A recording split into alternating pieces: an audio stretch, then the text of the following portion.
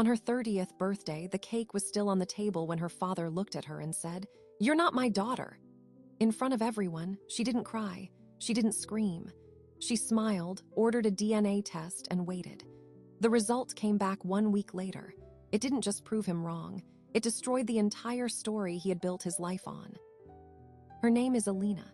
For 30 years, she believed the man who raised her was her biological father. He told everyone the same story: proud dad, family legacy, a daughter who would carry his name. But behind closed doors, the script was different. He picked favorites. He made her feel like an outsider in her own home. The birthday humiliation was just the last straw. Alina had always felt a quiet wrongness, a gap between his words and her reality. She never searched for proof. She was too afraid of what she might find. But after that night, after he declared she wasn't his in front of everyone she loved, she stopped being afraid. She started digging, and the truth she uncovered would rewrite her entire origin story. Alina grew up in a quiet neighborhood in Phoenix, Arizona. White picket fence, 2-car garage, a lawn that never went brown. From the outside, the family looked like a postcard. Inside, the camera was always pointing at her younger sister. Her name was Chloe, 2 years younger, blonde ringlets, a smile that could stop a room. And their father, Martin, treated her like she was made of gold. He took Chloe to dance recitals. He bought her a horse for her 13th birthday. He talked about her future like it was already written in stone. Alina got the leftovers. Alina was the quiet one, the responsible one, the one who brought home report cards with straight A's and got a curt nod. The one who learned to cook dinner at 12 because her mother was too exhausted to stand. The one who stopped asking for things because the answer was always the same. "You're fine. You don't need that." Psychologists call it differential treatment. Studies show that when parents consistently favor one child, the other child internalizes a sense of invisibility. It rewires their self-worth. And in Alina's case, it started early. By the time she was 8, she noticed that Martin never used her name. He called her the other one at family gatherings. He introduced Chloe by name, then gestured at Alina. "And this one," like she was an afterthought, like she was furniture. Her mother, Linda, saw it. She said nothing. She was too busy keeping the peace, smoothing over the cracks. She was a skilled surface keeper. And Martin was the kind of man who filled a room. He told stories at dinner. He commanded attention. No one questioned him. But the cracks ran deep. When Alina was 15, she overheard a conversation between her parents after a particularly tense dinner. She was supposed to be asleep. She came down for water and stopped at the top of the stairs. Linda's voice was low. "You need to stop treating them differently. It's hurting her." Martin's reply was sharp. "She's not like Chloe. She's tougher. She can handle it." "She's a child, Martin." "She's fine." That word again. Fine. Alina heard it for years. She started to believe it. In high school, Alina threw herself into academics. She worked part-time at a grocery store. She saved every penny. She applied to college on her own. When the acceptance letter arrived from Arizona State University, she showed it to Martin. He glanced at it, said, "Good for you," and went back to his newspaper. Chloe's acceptance letter 2 years later earned a dinner out and a new laptop. Alina felt the difference like a splinter she couldn't pull out. It was always there. Small, sharp, buried under skin. She left home at 18 with a scholarship and a suitcase. She didn't look back. College became her escape. She worked hard, made friends, built a life. She rarely called home. When she did, the conversations were short. Martin asked about her grades, then quickly turned to Chloe's latest achievement. Alina learned to keep her own victories quiet. She graduated with honors. Martin didn't attend the ceremony. He said he had a work conflict. Alina watched other parents hug their children. She stood alone in her cap and gown. She told herself it didn't matter. For the next decade, she built a career in marketing. She moved to a city 3 states away. She dated. She traveled. She grew stronger. Every year, she came home for the holidays. Every year, the pattern repeated. Chloe got the spotlight. Alina got the side conversation. Then came her 30th birthday. It wasn't a surprise party. She'd asked for something simple, dinner at a nice restaurant, just immediate family. Martin insisted on hosting at his house. "Bigger space," he said. "Let's make it special." Alina should have known. The night of her birthday, the house was full. Extended family, neighbors, old friends of Martin's she barely recognized. The table was set with her favorite dishes, but something felt off. Martin was too cheerful, too animated. He kept glancing at Alina with a smile that didn't reach his eyes. After dinner, he stood up, tapped his glass with a fork. "I want to say a few words." The room went quiet. Alina's stomach tightened. "This is a special day," Martin said. "My daughter is 30 years old." He paused. "But I have a confession to make." Alina's heart stopped. The room felt smaller, the air thinner. Martin's eyes locked onto hers. "Alina is not my biological daughter." Silence, then gasps, whispers, a chair scraped back. Alina's mother turned white. Chloe looked stunned. Martin continued, his voice calm, almost amused. "I've known for years. I thought she deserved to know. On her birthday, a truth for a new decade." Alina didn't cry. She didn't scream. She sat perfectly still.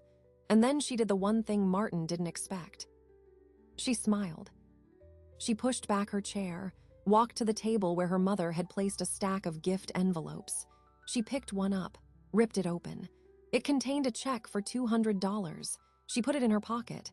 Then she looked at Martin and said, "Thank you for the truth." She ordered a DNA test that night, from a top-rated lab, results in 7 days. She didn't tell anyone she was doing it. She wanted the answer to come to her alone. She wanted to hold it in her hands before the world got to spin it. What she found inside that envelope would not only prove him wrong, it would shatter his entire version of history, and it would reveal a secret that Alina never saw coming. The 7 days between the birthday dinner and the results felt like 7 years. Alina didn't sleep. She barely ate. She replayed Martin's words over and over. "Alina is not my biological daughter." She wondered if he had practiced that line, if he had rehearsed the look of casual destruction on his face. She ordered the test from DDC, one of the accredited labs used in court cases. Chain of custody, her word against his. She wanted no room for doubt. She swabbed her cheek, sealed the tube, and sent it overnight.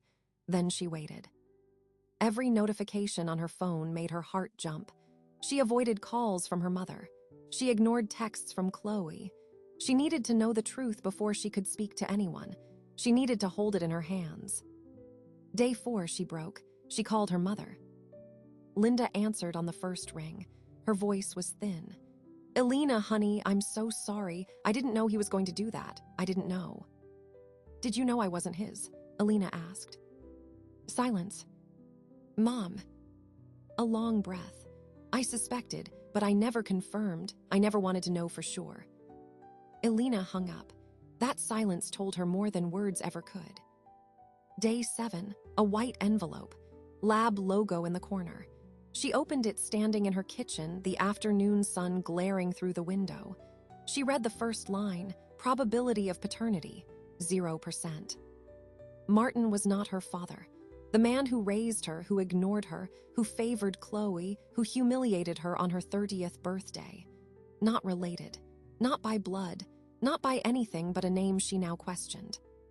She sat down, stared at the paper, and then she noticed something strange on the second page, a section labeled Additional Matches.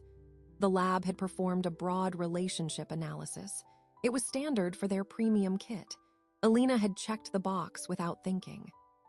The report listed one close relative match in the database. A man, a 99.98% probability of parent-child relationship. Only the listed name wasn't Martin's. It was a name she had never seen before. David Carver. Alina froze. David Carver. She had never heard that name in her life. She opened her laptop, searched, found a LinkedIn profile, a man in his late 50s living in the same city she grew up in. Same city she still lived in. He worked in construction management, had a family, had kids. She stared at his photo. Brown eyes, sharp jaw, a smile that felt familiar in a way she couldn't explain. The phone rang. It was Chloe. "What did the test say?" Chloe asked, her voice tight. He's not my father, Alina said flatly. Oh my God. But I found someone else. What? Alina looked at the name again. David Carver, do you know that name? Silence, then Chloe's voice dropped. Mom's brother, our uncle, you never met him. He left years ago. There was some kind of family fight. Alina's mind raced. Her uncle, her mother's brother. That would make David Carver her biological father. A family secret buried inside a family feud. A man her mother had never mentioned. A man Martin had probably known about. A man who had been erased from the family story. Alina felt the ground shift under her feet. The reason Martin treated her differently wasn't just favoritism. It wasn't random cruelty. It was something else. Something that had been hiding in plain sight. The next day, Alina drove to an address she found through public records, a modest house in the suburbs. She sat in her car for 10 minutes, hands shaking. Then she walked up the driveway and knocked. The door opened. A woman stood there. Can I help you? I'm looking for David Carver. The woman's expression tightened. Who's asking? Alina held up the DNA report. I think I'm his daughter. The woman stared, then she called over her shoulder. Dave, you need to see this. A man appeared behind her, the same face from the LinkedIn photo. Older now, gray at the temples. His eyes landed on Alina, then on the paper in her hand. He didn't speak, he just stared. And then he did something Alina didn't expect. He started to cry. I never thought you'd find me, he said. I never thought she'd let you. Alina stepped inside.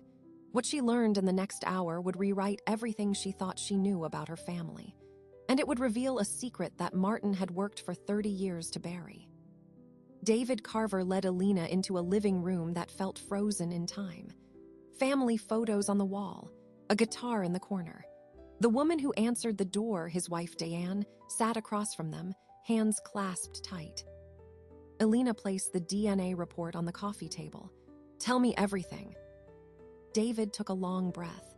Your mother and I grew up together, same neighborhood, same high school. We were together for 3 years. Senior year, your mother got pregnant. With you, I was 19. I worked construction. I had nothing, but I wanted to marry her. I wanted to raise you. He paused. Then Martin showed up. He was 10 years older, had a good job, owned a house. Your grandmother, my mother, she thought Linda could do better than me. She pushed Linda toward Martin. She told her I was a dead end. Alina's stomach turned. So my grandmother chose him. Your grandmother made a deal, David said quietly. She told Martin about the pregnancy. She told him if he married Linda, she'd help them financially. She'd set them up. But there was a condition. Martin had to raise you as his own. No questions, no mention of me, ever. Diane handed David a tissue. He wiped his eyes. I didn't know about the deal until it was done.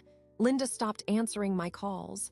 Her mother told me to stay away. Said Linda had moved on. Said the baby wasn't mine anymore. I believed her. I was young. I was broken. I left town. Alina felt the room spin. So Martin knew, from day one.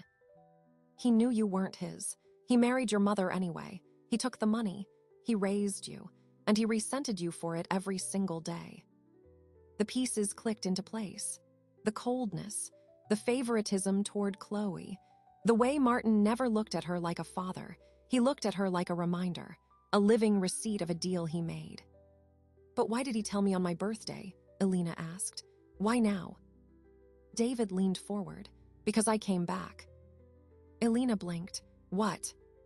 6 months ago, I moved back to the city. My father died.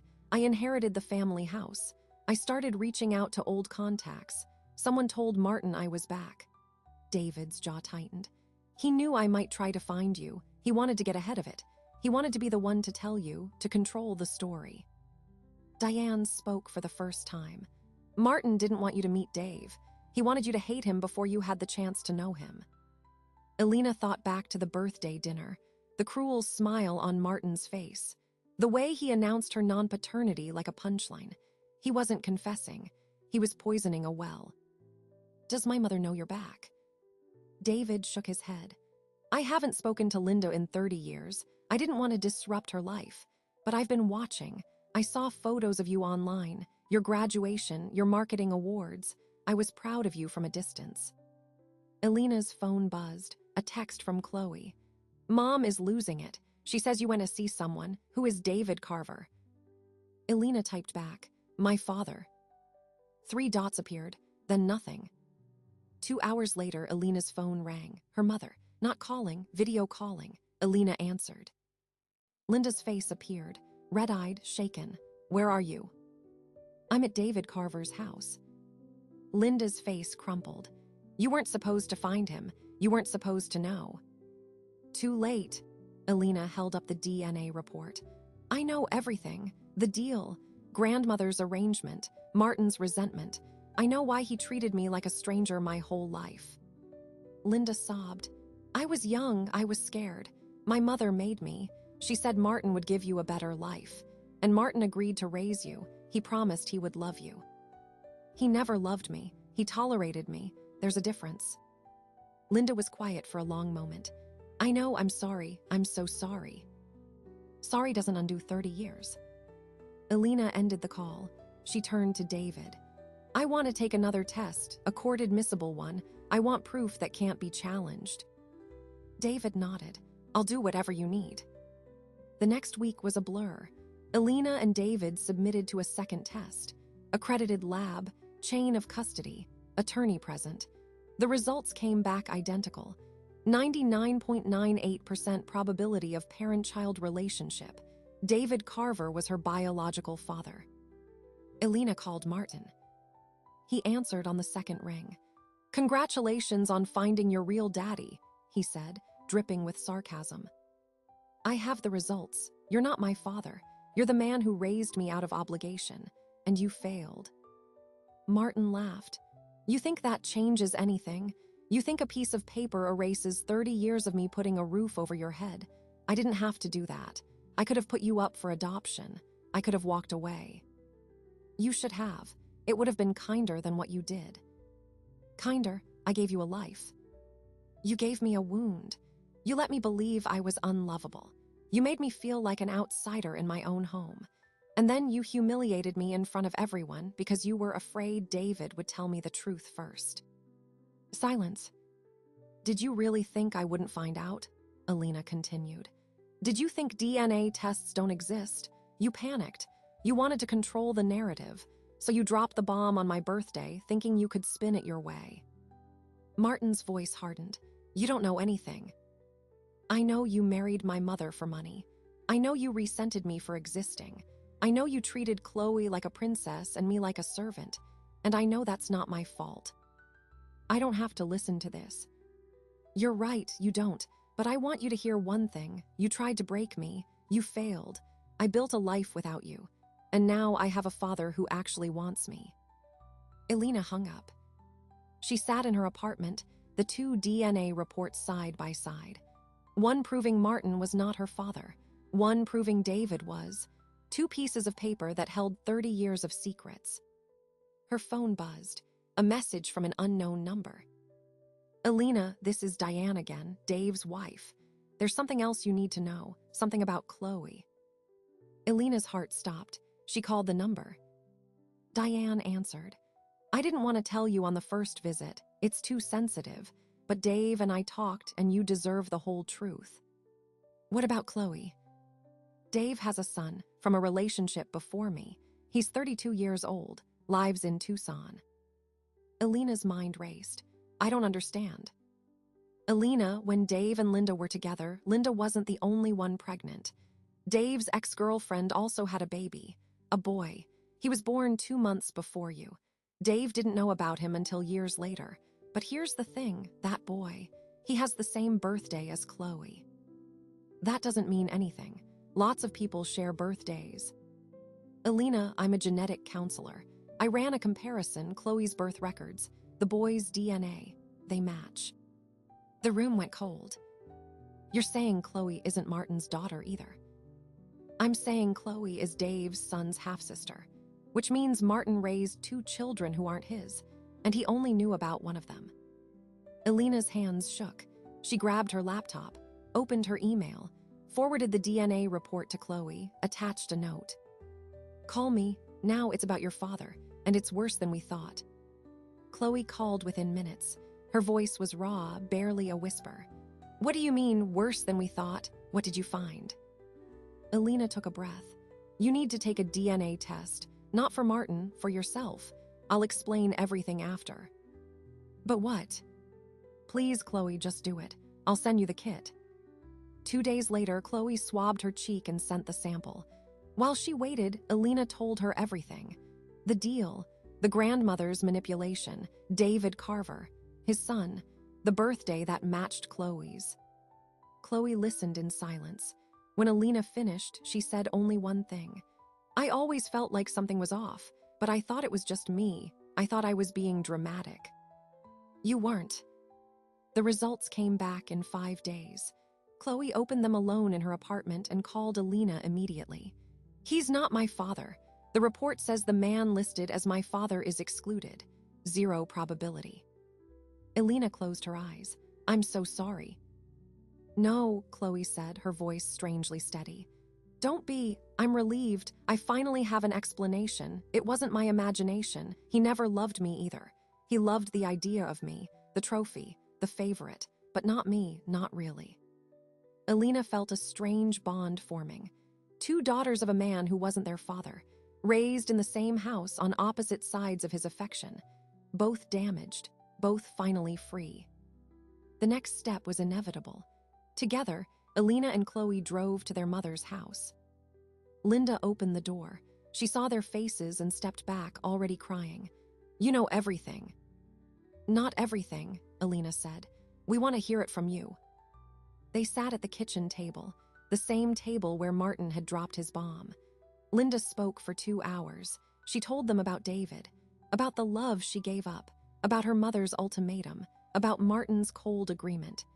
"He said he'd raise you as his own, but he never promised to love you. I was too scared to leave. I thought I had no choice." "And Chloe?" Alina asked. "Whose daughter is she?" Linda's face twisted with shame. "I don't know. I had a brief affair. It was stupid. One night. I never told anyone. I convinced myself Martin was Chloe's father. I wanted it to be true." "Do you know who the man was?" "A salesman passing through. I never saw him again. I don't remember his name." Chloe stared at her mother. "So I'm the child of a stranger?" "Yes." Chloe didn't cry. She just nodded slowly. "That explains why I never felt like I belonged anywhere." The 3 of them sat in silence. Then Alina said, "We need to talk to Martin." Martin was at his office when they arrived. He looked up, startled to see both daughters standing in his doorway. "What do you want?" Alina closed the door behind them. "We know about Chloe." Martin's face went pale. "What about her?" "She's not yours either." He stared, then he laughed, a hollow, broken sound. "Of course she's not, of course, Linda's little secret." "You knew." "I suspected. I never confirmed. I didn't want to know." He ran a hand through his hair. "I married a woman who loved another man. I raised her child. Then she had another child that might not be mine. I spent 30 years looking at 2 daughters who reminded me of my own failure." Alina stepped forward. "So you took it out on me, and you pretended to love Chloe so no one would question you." "I gave you both a life, a roof, food, education. I did my part." "You did the bare minimum for me, and you never let me forget I was a burden." Martin's eyes hardened. "You were a reminder of the deal I made, every day, every time I looked at you." "And Chloe?" Martin looked away. "She was easier to love because I could pretend. I could pretend she was really mine. But I always knew, somewhere deep. It's why I never fully let her in either." Chloe spoke for the first time. "You're pathetic." Martin's head snapped up. "You married a woman for money. You raised 2 children who weren't yours. And instead of becoming a better man, you became a smaller one. You took your bitterness out on a child. On me. I was your shield. And you still managed to make me feel invisible." She stood up. "I don't have a father. I never did. And I'm finally okay with that." Alina and Chloe walked out together. They didn't look back. In the weeks that followed, Alina built a relationship with David Carver. They met for coffee every Sunday. He showed her photos of his parents, her grandparents, who had died before she was born. He told her stories about the family history she never knew. They took a trip together to the town where he grew up. He showed her the house where he and Linda had planned a future. "I loved her," he said. "I never stopped, but I let her go. I thought it was best." "It wasn't," Alina said, "but it made you who you are." David's son, Mark, reached out to Chloe. They met at a diner in Tucson, two strangers sharing a birthday. They sat for hours, comparing stories, discovering similarities in their mannerisms and humor. Mark was a high school teacher, married, 2 kids. He had known he was adopted since childhood. He had searched for his biological father only to find David. And now David had led him to Chloe, his half-sister. At the end of the meeting, Mark said something that stayed with Chloe. "We didn't ask for this family, but we get to choose what it looks like now." Chloe moved to Tucson 3 months later. She opened a small boutique, her original dream, but this time on her own terms. No Martin financing it, no strings. She sent Alina a photo of the storefront with a sign that read, "Carver and Daughter." Alina smiled. She understood. One final piece fell into place when Alina received a letter from a law firm. Martin's mother, her grandmother, had died. Her will included a letter addressed to Alina. Inside was a handwritten note, dated 30 years earlier. "To the child I never let my daughter keep, I made a terrible choice. I chose money over love. I chose control over family. I thought I was protecting Linda. I was protecting my own pride. I don't expect your forgiveness. I only hope you find the truth and build something better than what I left behind." Beneath the letter was a deed to a property, a small house in the mountains, left to Alina, no conditions, no strings. Alina held the paper in her hands. She thought about Martin, about Linda, about the grandmother who orchestrated the whole tragedy. She thought about David, about Mark, about Chloe, about all the pieces of a shattered family scattered across decades. She didn't feel anger. She felt something unexpected, peace. She called David. "I have a house in the mountains. It's ours. I want you to see it." 3 weeks later, Alina, David, Diane, Mark, and Chloe gathered at that mountain house. They cooked dinner together. They laughed. They told stories. For the first time in 30 years, Alina sat at a table where she was not an outsider. She was not a reminder. She was not the other one. She was exactly where she belonged. And Martin, sitting alone in the house where he had raised 2 daughters who were never his, scrolled through Chloe's Instagram and saw the photo. The Carver family, all of them, smiling. He turned off his phone. The silence was absolute, and he finally understood what he had lost. But that was his story now, not theirs.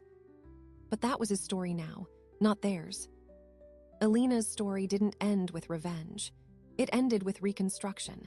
She didn't destroy Martin's world to feel powerful.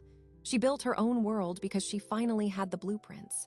The DNA test didn't just tell her who her father was.